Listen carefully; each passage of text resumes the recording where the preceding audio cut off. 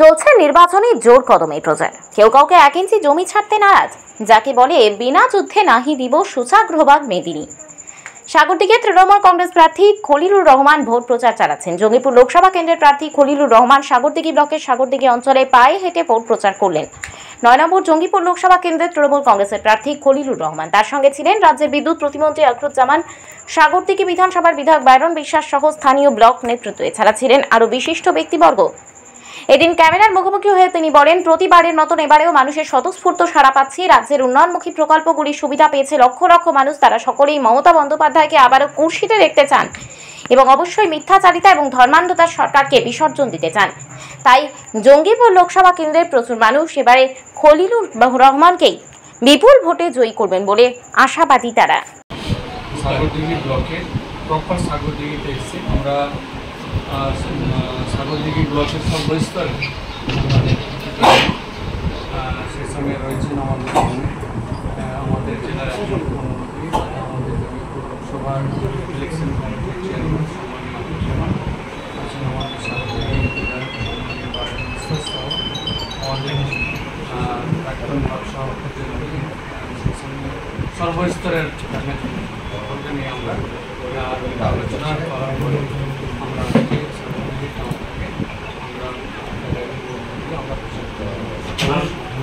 দোকানে গিয়ে আমরা সাধারণ মানুষ ক্রেতা সহ বিক্রেতার সঙ্গে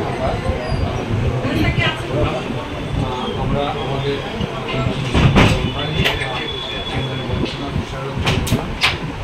মানুষ খুব উৎসাহী সঙ্গে সঙ্গে দেখতে পাই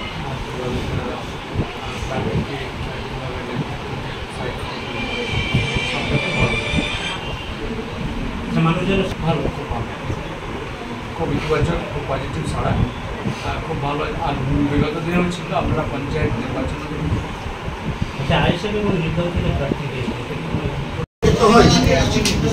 মানুষ আজকে বলছে মানুষের জন্ম থেকে মৃত্যু পর্যন্ত যে পরিষেবা পাচ্ছে, মানুষ শুধু সময়ের অপেক্ষায় তৃণমূলকে নেতৃত্বে ভোট দেওয়া। নর্মালি সমস্যাটি মৃত্যু হলে সমব্যথী। আর মাঝে প্রকল্পগুলো বলতে চাইছি না। লক্ষ্মী ভান্ডারের মামুনেরা বলছে যে 500 ছিল 1000 করেছে, কে করেছে, দিদি করেছে, দিদি ছাড়া কাকে চায়। কিন্তু এই জায়গায় দাঁড়িয়ে শুধু সময়ের অপেক্ষা। আমাদের গরিব ঘরে মেয়েরা যারা বিয়ে দিতে পারে না, কন্যাদায়গ্রস্ত বাবারা বলছে মমতা ভাই ছিল, রূপশ্রী প্রকল্প আছে, আমরা কন্যাদায়গ্রস্ত।